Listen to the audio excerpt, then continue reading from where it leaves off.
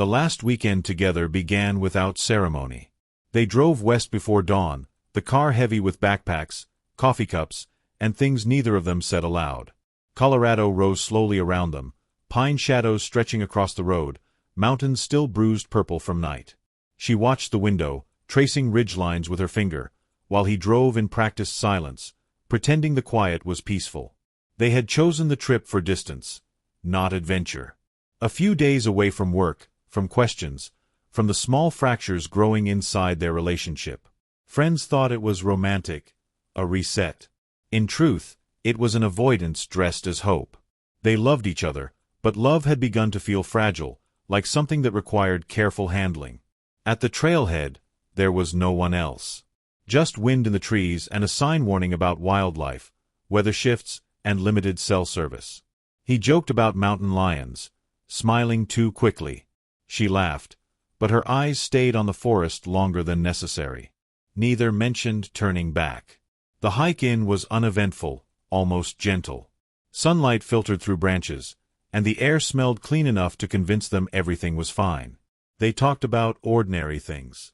Meals, music, what they would do next month. Each conversation carefully avoided the future beyond that. They made camp near a narrow creek, water whispering over stone. He set up the tent while she collected wood, moving farther than she needed to, enjoying the brief illusion of being alone. When she returned, he was staring at the tree line, expression unreadable. He said he thought he heard something. She told him it was nothing. That night, the temperature dropped hard. Wrapped in shared warmth, they spoke in low voices about memories instead of plans. She admitted she felt restless lately, like something was waiting for her. He said he felt it too, but differently, like something was already following them. They laughed it off, but neither slept well. Morning arrived thin and gray. They ate quietly, packed slowly. Before leaving camp, she hesitated, looking back once more at the tent, the ashes, the place they had existed together without witnesses. He noticed but said nothing. They walked deeper into the mountains than intended, drawn by a trail that narrowed and disappeared. The forest closed in, sound dampened, air heavy. Somewhere unseen, something moved. By the time the light began to fade, neither of them realized how far they had gone, or how close they were to being lost. They were expected back by Sunday night. By Monday morning, the silence began to feel wrong. Her phone went straight to voicemail. His rang until it stopped, unanswered. At first, it was easy to explain away. Poor reception. A longer hike. One more night under the stars. By afternoon, concern sharpened. A sister checked maps, tracing the route they had mentioned casually, realizing how vague it had been. A co-worker remembered him joking about disappearing for a while. By evening, relief gave way to dread, and the first call was made to authorities, voice trembling as the words missing and mountains were spoken together. The trailhead parking lot was found exactly as they had left it. Their car sat dusted with pollen, doors locked, no sign of haste or struggle. Rangers noted the date, the license plate, the direction of the trail. The forest beyond stood calm, almost offended by the attention. Search teams moved quickly at first. Dogs picked up a scent near the marked path, then lost it where the trail thinned into rock and roots. Footprints appeared, overlapped, vanished. The creek near their campsite was located, along with cold ashes and a crushed water bottle. No blood. No torn clothing. No answers. As days passed, small details gained weight. A broken branch at shoulder height. A scuff in damp soil that might have been a boot heel, or might have been nothing at all. Radios crackled with cautious optimism that never lasted. Each promising lead dissolved under closer inspection. Maps were spread across folding tables, marked with circles and arrows, guesses disguised as strategy. Weather reports grew worse. Snow threatened higher elevations, rain lower down, both capable of erasing whatever signs remained. Every hour that passed felt like an argument with time they were losing. Families waited near command tents, watching strangers walk out of the forest instead of the people they loved. Phones were checked obsessively. Every approaching vehicle triggered a brief spike of hope, followed by another quiet collapse. Grief had not yet arrived, but anxiety filled the space where it would eventually settle. Helicopters swept ridges, their noise swallowed by distance. Volunteers walked shoulder to shoulder, eyes trained on the ground, hoping for something terrible just so the uncertainty would end. Nights brought frost, exhaustion, and the knowledge that survival windows were closing faster than anyone wanted to admit. Whispers followed the search. Mountain lions. Sudden storms. Accidental falls hidden by brush. Some wondered if they had argued, split up, made a decision that led them off trail. Others suggested darker intentions, ideas spoken quietly, then dismissed as cruel. At night, the forest sounded different to those keeping watch. Every snap of a branch carried meaning. Searchers lay awake imagining injuries, shelter attempts, shared warmth against cold. Hope survived in fragile scenarios built in the dark, stories where both were alive and waiting. Morning always arrived too quickly, bringing fresh disappointment and the slow realization that imagination was doing more work than evidence ever could. Still, no one said the words out loud yet. Silence felt safer than conclusions that could never be taken back once spoken into the open. By the end of the first week, the urgency shifted. Search patterns widened, then repeated. Resources thinned. Faces grew tired. When the announcement came that active searching would be scaled back, it landed like a second disappearance. Months later, the case was labeled unresolved. Posters faded. Lives adjusted around absence. The mountains kept their silence, holding whatever had happened beyond reach, waiting while the world slowly learned to stop expecting anyone to come back. The announcement that the search would continue, in limited capacity, sounded reasonable on paper. In reality, it marked the moment urgency gave way to ritual. The command tents came down. Volunteers stopped arriving in clusters and came alone instead, hopeful stragglers unwilling to accept the shift in tone. The mountains, unchanged, absorbed the transition without comment. Rangers returned to the area in shorter rotations. They walked trails already walked, scanned ravines already scanned, repeating patterns that once felt methodical but now bordered on symbolic. Every step was recorded, every absence noted. What they were documenting, more than anything, was the steady erosion of possibility. Weather did its quiet work. Snow came early in the high country, sealing off routes that had once been considered survivable. Rain softened soil, blurring the last remaining impressions of boots and hands. Whatever trace of decision or accident had existed was slowly edited out by time, replaced with clean surfaces that offered nothing back. Families learned the strange vocabulary of long-term searches. Probability zones. Recovery bias. Resource allocation. Words that reduced love to math. Meetings became shorter, less frequent, filled with careful phrases meant to prepare them for an ending without admitting one. Hope was no longer encouraged, but it was never forbidden either. Rumors grew where facts could not. Someone claimed they had seen a couple matching the description weeks later in a nearby town. Another swore they heard shouting deep in the forest at night. Each tip reopened the wound, sending small teams chasing shadows that dissolved under daylight scrutiny. The case stretched outward, unfocused, losing definition. Investigators revisited the campsite again and again, as if repetition might reveal what attention had missed. They catalogued the ordinary, 2 sets of footprints leaving together, none returning.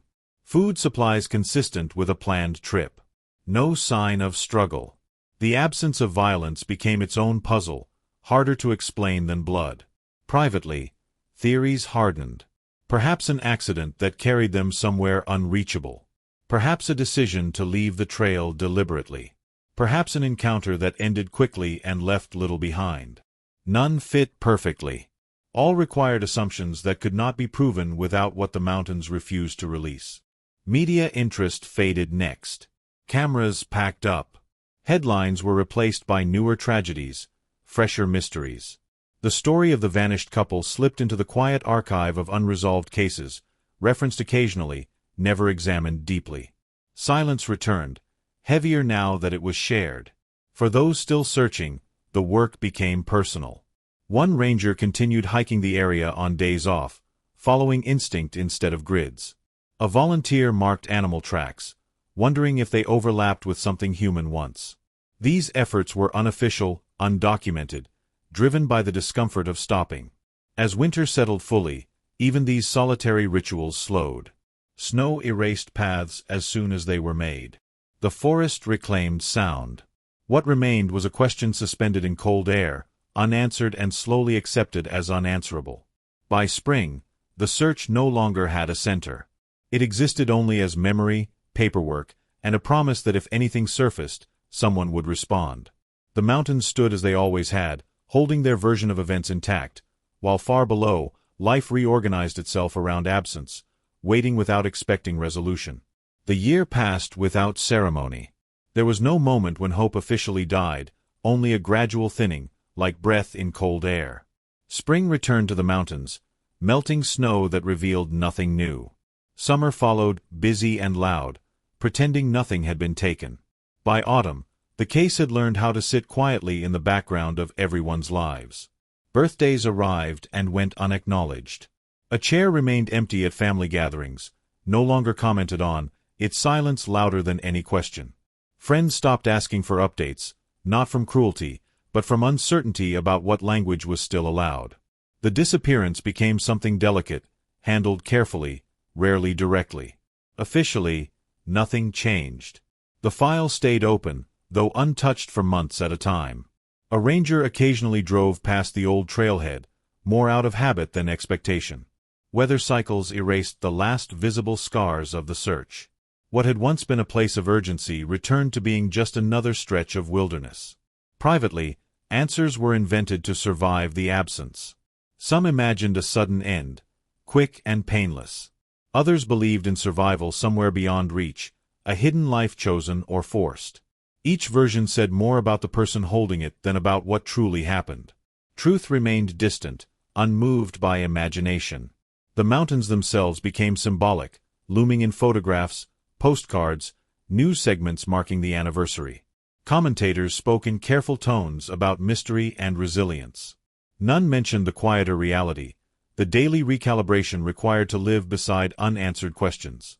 On the one-year mark, there was no official statement. No press conference. Just a brief acknowledgement buried in a report, confirming the case remained unresolved. For most of the world, it passed unnoticed.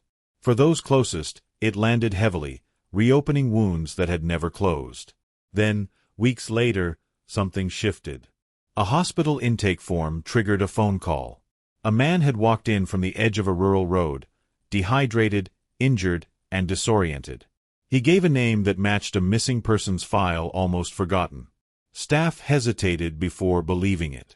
When authorities arrived, they found someone altered by time and exposure. He spoke slowly, carefully, as if every word carried weight. He said he had followed mountain lion tracks to survive. He did not say where the other one was. By the time confirmation spread, disbelief replaced grief. After a year of nothing, someone had come back. Relief surged, tangled immediately with dread, as the question everyone feared pressed forward again, louder now, demanding an answer. It was not celebration that filled the room, but hesitation. Survival raised more questions than death ever could. As officials prepared interviews and families prepared themselves, the space between relief and suspicion narrowed. Somewhere between the hospital walls and the mountains he left behind, the truth waited, unfinished, ready to reshape everything that followed. It would begin with his story, carefully told, and with the silence that followed when others realized some parts were being held back. Questions formed, waiting for the next chapter to open. He emerged from the mountains looking less like a survivor and more like evidence. His clothes hung from him in stiff, unwashed layers, fabric rubbed thin at the elbows and knees. His beard had grown uneven, threaded with gray that hadn't been there before. When he stepped through the hospital doors, he moved cautiously, as if the floor itself might give way beneath him. Nurses spoke gently, slowly, the way people do when they are afraid of breaking something already cracked. He answered when spoken to, nodded when asked his name, but avoided eye contact. His hands shook even after warm blankets were wrapped around him. The body was here, but something else lagged behind, still caught somewhere higher up, colder, quieter.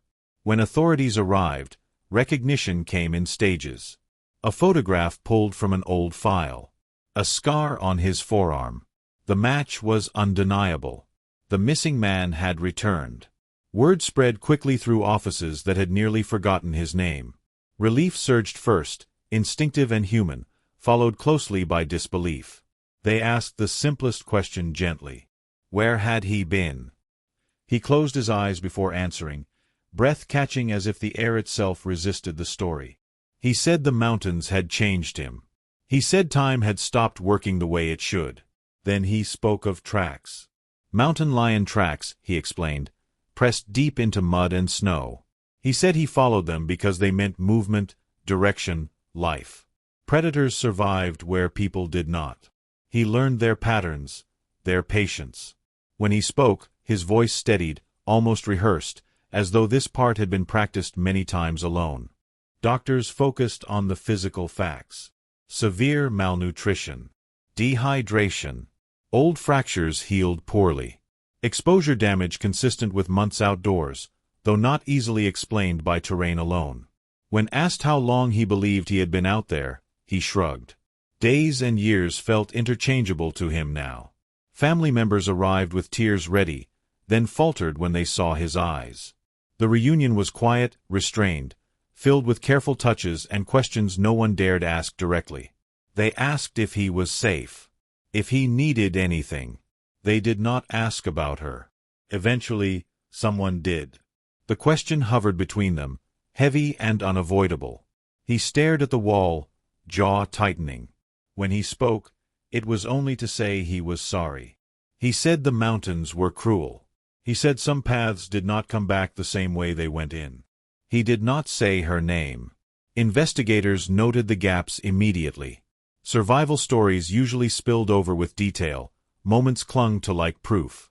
His narrative moved cleanly around certain stretches of time, like water avoiding stone.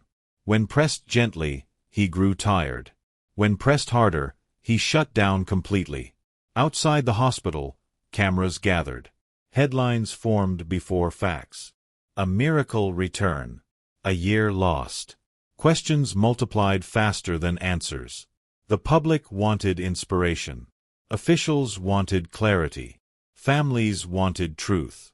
That night, alone in a quiet room, he stared at his hands, turning them over as if expecting to find something written there. The mountains had released him, but not what he carried back. His survival demanded explanation, and explanation demanded honesty. As preparations began for formal interviews and a return to the wilderness he claimed to have escaped, the space between what he said and what he withheld grew sharper, leading everyone closer to the path of tracks he followed, and to the place where his story would finally be tested. In the days that followed, his story became the center of everything. Doctors stabilized his body, but investigators leaned toward the mind, knowing survival often left marks that did not appear on scans. When he was finally strong enough to speak at length, they sat with recorders on the table and notebooks open, waiting for the path he claimed had carried him back to the living. He began where the world had ended for him. After they realized they were lost, after the trails dissolved into trees and stone, after panic hollowed their voices. He spoke of hunger first, not fear. Hunger sharpened the senses, he said. It stripped away distraction until movement itself became purpose. That was when he noticed the tracks. Mountain lion tracks cut cleanly through snow and dirt, large and unmistakable. He said predators understood the land better than people ever could. They moved with intention, conserving energy, avoiding waste. He followed them not because he thought the animal would save him, but because the tracks meant survival was possible somewhere ahead. As he talked, his voice steadied. This was the part he could hold on to. He described moving at dawn and dusk, resting when the forest grew too loud, learning to read subtle signs. Broken twigs bent inward, bones stripped clean. The quiet certainty of a creature that did not hesitate. He followed that certainty when his own judgment had failed. He admitted to moments of terror. Hearing something move just beyond sight. Waking to find fresh prints near his shelter. The knowledge that he was walking in another hunter's world. But fear, he said, kept him alert. It kept him alive. The lion never appeared, only its shadow, its direction etched into the ground. Time collapsed as he followed. Days blurred together. Weather erased tracks and revealed new ones. Sometimes he lost the trail entirely and wandered until he found it again, as if guided back. He drank from streams, ate what he could identify, starved when he could not. He spoke of exhaustion so deep it felt peaceful, tempting. When asked about injuries, he explained falls, frostbite, infections tended with crude care. His body had adapted, he said, even as it broke down. Survival became mechanical. Move, eat, rest, follow. Anything beyond that was unbearable to consider. They noticed when the story shifted. When questions edged closer to the beginning, to the first days after they were lost, his rhythm faltered. He answered more slowly. Details thinned. He spoke in generalities instead of images. The lion's path remained clear, but the space before it grew hazy. He never mentioned her unless prompted. When her name entered the room, his eyes dropped to the floor. He said they were together at first. He said things became complicated. He said the mountains changed everything. He did not explain how, or when, or why only one set of footsteps eventually followed the predator's trail. Outside the interview room, officials compared notes. The terrain he described matched known ranges. Mountain lion tracks were common in those elevations. His physical condition supported long-term exposure. Yet something remained unresolved, a gap where shared experience should have been. As the interviews ended, plans were made to retrace his route. To follow the lion's path back into the wilderness, not just to confirm survival, but to locate what had been left behind. The truth, they believed, would not be found in what he said, but in the places where his story grew quiet, waiting for the next chapter to ask what he would not. The silence around his story grew louder after the interviews ended. Transcripts were reviewed, lines highlighted, pauses noted. What stood out most was not what he said, but what he consistently avoided. Certain hours vanished entirely. Certain decisions were referenced only in passing, stripped of detail, as if precision itself were dangerous. Investigators spoke carefully among themselves. Trauma explained some gaps, they agreed. Starvation distorted memory. Isolation fractured time. Yet patterns remained. Each time questions drifted toward the first separation, his answers shortened. When pressed about the last moment they were together, his voice lost its steadiness, words slipping into vague language that explained nothing. Family members felt it too. Visits were awkward, restrained. Conversations stayed safely on the surface. They spoke about recovery, medical plans, weather. No one asked directly what they wanted to know. No one wanted to be the first to force the question into the open, to risk hearing something that could not be taken back. At night, he slept lightly, waking at small sounds, breath quick, eyes searching. Nurses reported murmured words, fragments of arguments, apologies spoken into darkness.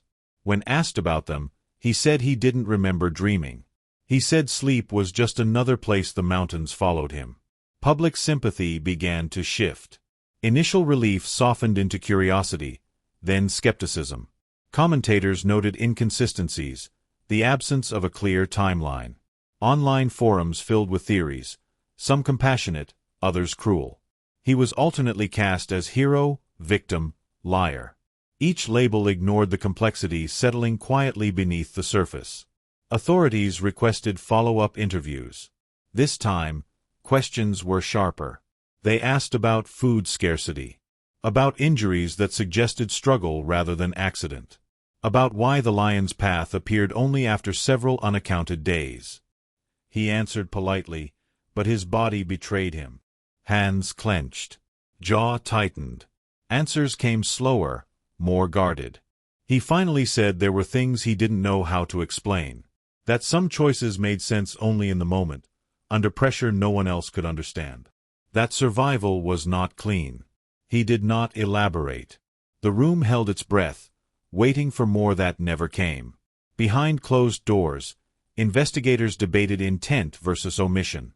Was he protecting himself from judgment, or protecting the memory of someone who could no longer speak? The lack of evidence forced them to rely on intuition, an uncomfortable substitute for proof. Plans moved forward regardless. The mountains would be revisited. His route would be traced. Silence would be measured against terrain. What could not be said in words might still exist in place, embedded in soil and stone. When he was told they would return to the wilderness together, his reaction was immediate and uncontrollable. Fear crossed his face before he could hide it. He nodded in agreement, but something in his eyes suggested reluctance deeper than anxiety. Whatever he carried back from the mountains had not loosened its grip. And as preparations began for the search to follow his steps, everyone understood that answers would not come easily. They would have to be uncovered where words had failed, at the point where the lion's path ended, and where silence might finally give way to what had been deliberately left unsaid. They returned to the mountains under controlled conditions, nothing like the frantic searches of the year before. This time, the purpose was not rescue, but verification. The survivor walked between rangers, thinner still despite weeks of care, eyes scanning the landscape with a familiarity that unsettled everyone watching him. He knew where he was, even when he pretended not to. The terrain changed as they climbed. Dense forest gave way to exposed slopes, rock fractured by frost and time. He pointed often, identifying landmarks that matched his story with unsettling accuracy. A fallen log where he had rested. A narrow ravine where water pooled after rain. The lion's path, he said, cut through all of it like an invisible line. They found the tracks sooner than expected. Mountain lion prints pressed deep into soft ground, preserved in shaded areas where the sun had not reached. Rangers exchanged looks. The animal was real. The trail was real. For a moment, his story stood on solid ground. They followed the prints upward, documenting each step. The tracks moved with purpose, avoiding loose rock, skirting dangerous drops. He walked more slowly now, breathing hard, but his confidence returned the farther they went. This was the part he trusted. This was where survival made sense. Then, without warning, the track stopped. Not faded. Not scattered. Simply gone. The ground beyond was undisturbed, as if the animal had vanished into air. Rangers spread out, searching for continuation, for sign of a leap, a climb, anything. There was nothing. The mountain offered only silence. Nearby, something else drew attention. Scratches on a tree trunk, too low to be from a lion alone. Fabric fibers caught on bark. A small clearing pressed flat in a way that suggested prolonged use. Not a campsite, but not nothing either. The survivor stood rigid, staring, color draining from his face. When asked what this place was, he hesitated. He said he didn't remember. He said exhaustion blurred everything. His earlier certainty fractured, words tangling as he tried to move them past the moment. Investigators marked the area carefully, noting how often absence spoke louder than evidence. Further searching revealed fragments. A torn piece of clothing matching what she had been wearing. No remains. No clear sign of violence. Just proof that two people had been there, and that only one had left. The lion's path had not led forward. It had ended here. The survivor grew quieter as the day wore on. He avoided looking at the ground. When pressed, he said this was where things changed. Where decisions were made. He would not say whose. By the time they descended, the mood had shifted. Confirmation had not brought clarity. It had sharpened the mystery instead. The mountains had given back a place, but not the truth of what happened within it. As evidence was catalogued and reports drafted, one reality settled heavily over everyone involved. Survival no longer explained everything. Whatever had happened at the end of the tracks belonged to something darker than endurance alone, something rooted in human choice. And as they prepared to leave the site behind, investigators understood the next step would not be in the wilderness, but in the mind of the man who had walked out, carrying a truth that was beginning to surface, whether he was ready to face it or not. What followed was not a confession, but a gradual unraveling. Back in controlled rooms, far from the cold air and stone, investigators shifted their approach.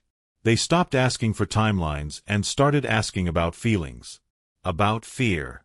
About love when stripped of comfort, food, and certainty. The survivor resisted at first, then weakened, as if exhaustion had finally reached the parts of him he could no longer protect. He spoke of hunger as a force that rewired everything. Not just the body, but judgment itself. Days without food blurred right and wrong into a single, relentless need. Love, he said, became complicated under that pressure. It did not disappear, but it changed shape, warped by survival instincts that felt shameful in hindsight. They had rationed carefully at first. Small meals, hopeful plans, shared reassurance that help would come. As days stretched into weeks, optimism collapsed. Weakness set in unevenly. One of them deteriorated faster. Injuries worsened. Arguments became frequent, fueled by exhaustion rather than anger. Every decision felt like it carried unbearable weight. He described moments of tenderness that existed alongside resentment. Holding each other for warmth. Whispered apologies. Silent blame. Love did not protect them from desperation. It intensified it. Each saw their own survival reflected in the other's decline, and neither knew how to confront what that meant. When asked directly about the separation, his voice faltered. He said there was no single moment. No clear line where partnership ended and self-preservation began.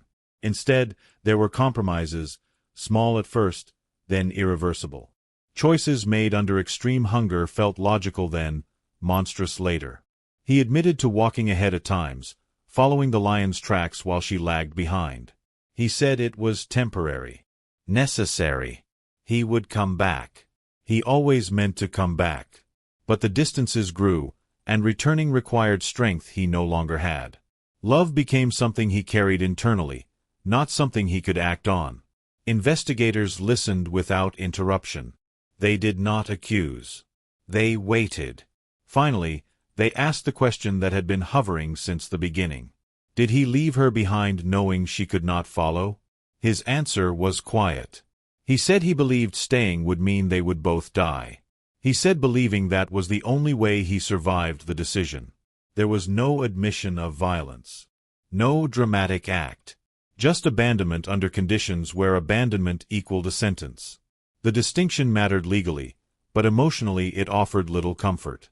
Love had existed, but it had not been enough to override hunger's logic. He broke down then, the first real collapse since his return. He spoke of guilt that followed him through every step afterward. Of the lion's tracks becoming permission, direction without responsibility. Predators did not look back. He told himself he could not either. When the session ended, no one felt resolved. The truth that emerged was incomplete, morally tangled, and deeply human. It explained survival, but not redemption. Somewhere in the mountains, the consequences of that choice remained. As officials prepared their next steps, one thing became clear. The final answers would not come from more interviews alone. They would come from confronting the place where love failed under hunger's weight, and from deciding how much truth could be borne before it demanded a reckoning still to come. What emerged after the interviews was not closure, but containment. Officials weighed words carefully, aware that truth did not always align with justice, and that absence complicated everything. Without a body, without proof of violence, the case hovered in a gray space where conclusions could be suggested but never confirmed. Reports were written with deliberate restraint. Language softened intent. Abandonment became separation. Desperation became circumstance. The survivor's account was labeled incomplete, but not false. Each sentence reflected the limits of what could be proven, not what was suspected. The mountain kept its evidence, and the law respected silence when it had no choice. Families were briefed privately. What they were told differed subtly from what would be released. There were acknowledgments of impossible conditions, of hunger and injury and fear. There were no direct accusations. Grief responded unevenly. Some found relief in explanation, however painful. Others felt betrayed by the lack of accountability, anger reigniting where mourning had begun to dull. Publicly, the narrative shifted again. Headlines spoke of tragedy, survival, unanswered questions. The darker implications were hinted at, then carefully avoided. Sympathy returned, complicated and divided. The survivor was neither fully condemned nor fully embraced. He existed in an uneasy middle, shaped by what people believed he had done, and what they feared they might do themselves. He withdrew from attention, refusing interviews, declining requests to clarify. Silence became his refuge. Those close to him noticed how he avoided mirrors, how conversations stalled when the mountains were mentioned. He carried the weight of a story partially told, knowing the rest would only bring destruction without certainty. Investigators revisited the site one final time. Snow had already begun to cover the clearing where the tracks ended. Fabric fibers were gone. The ground lay undisturbed, as if nothing had ever happened there. Nature did not preserve guilt. It erased it. The case was eventually marked inactive, unresolved by circumstance. Paperwork was filed away, evidence boxed and labeled, accessible but unlikely to be reopened. Officially, the secret remained buried, protected by terrain, time, and the limitations of proof. Privately, it lived on. In the survivors' restless nights. In the family's quiet anger. In the shared understanding that survival sometimes demanded choices that could not be spoken aloud without consequence. The mountains returned to silence, indifferent to resolution. What they held was not just a body or its absence, but a moment where love failed under pressure, and truth fractured instead of breaking cleanly. And as time moved forward again, one question remained unresolved, pressing softly but persistently. Whether surviving the wilderness was the end of the story, or merely the beginning of a reckoning that would follow him for the rest of his life, waiting for the moment when what stayed buried could no longer remain hidden. In the end, there was no final statement, no moment where truth arrived whole and undeniable. Life moved forward in fragments, just as the story had. The survivor returned to a world that felt narrower than the wilderness he escaped, bound by questions that followed him into every quiet room. People looked at him differently now, not with fear or admiration alone, but with an uncertainty that never settled. The mountains, meanwhile, remained unchanged. Seasons passed over them without hesitation. Snow fell, melted, and fell again, covering the place where the tracks ended until it no longer looked like a place at all. Hikers walked nearby, unaware of what had once happened just beyond their sight.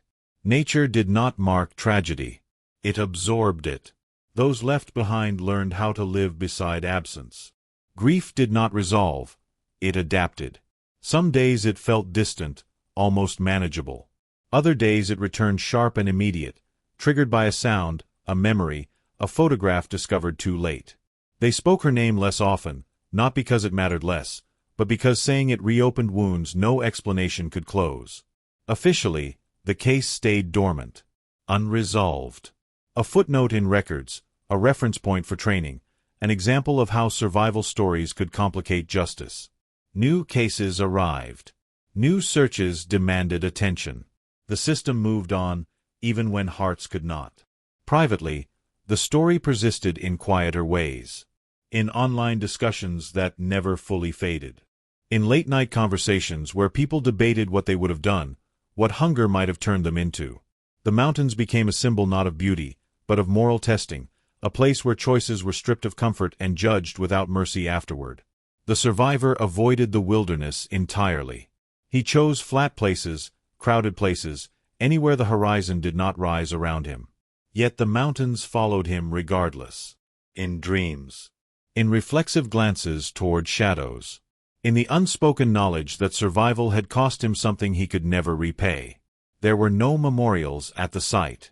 No markers. Nothing to indicate that a life had ended there, or that another had continued because of it. That absence felt fitting. The story had never offered clean lines or clear endings. It existed in between, unresolved by design. What the mountains remembered was not the search, or the interviews, or the headlines. They remembered movement. Two sets of footsteps entering. One leaving. They remembered hunger, fear, and a moment where love and survival collided without a witness. For everyone else, memory softened with time. Details blurred. Certainty faded. But the question remained, quietly persistent, woven into the story's final shape. Not whether he survived or even why, but what it meant to live afterward, carrying a truth that could never fully surface. The mountains kept their version intact, untouched by explanation. And somewhere between silence and remembrance, the story ended the only way it could, without resolution, leaving behind a reminder that some disappearances are not solved, only survived, and that what is remembered is often less important than what can never be forgotten.